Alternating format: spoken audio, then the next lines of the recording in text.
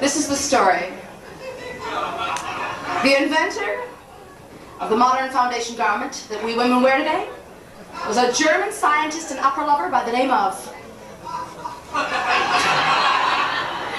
Otto Titzling. This is a true story. His name was Otto Titzling. What happened to Otto Titzling shouldn't happen to a schnauzer. It's a very sad story. I feel I have to share it with you.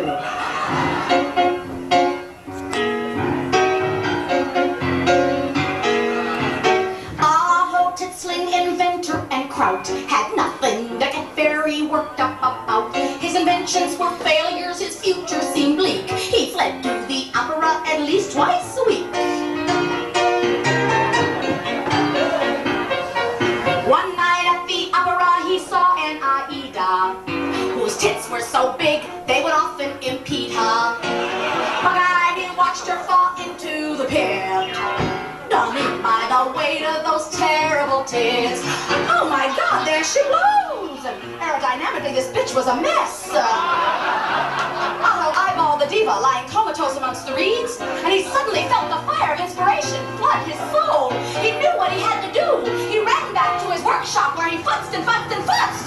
For Otto Titzling had found his quest to lift and mold the female breast, to point the small ones to the sky, to keep the bigger ones high and dry.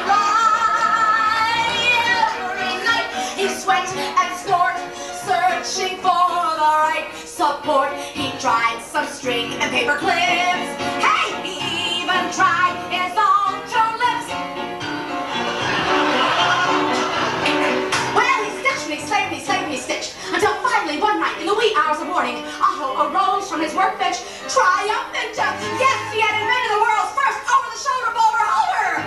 Hooray! Exhausted but ecstatic, he ran down the street to the diva's house, bearing the prototype in his hot little hand.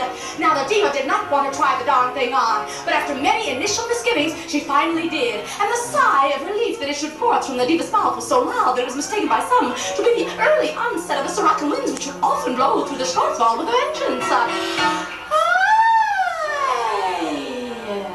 But little did Otto know, at the moment of his greatest triumph, lurking under the diva's bed was none other than the very worst of the French patent thieves, Philip de Brassiere.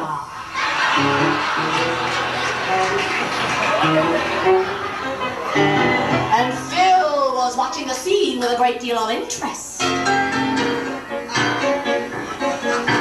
Later that night, while Brunhilde slept, into the wardrobe Philippe softly crept. He fumbled through knickers and corsets galore, till he found Otto's Titzling and he ran out the door, crying, oh my God, what joy of bliss! I'm gonna make me $1 million from this. Every woman in the world will wanna buy one.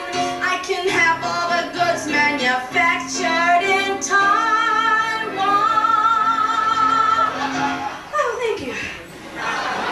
The result of this swindle is pointedly clear. Do you buy a Titzling, or do you buy a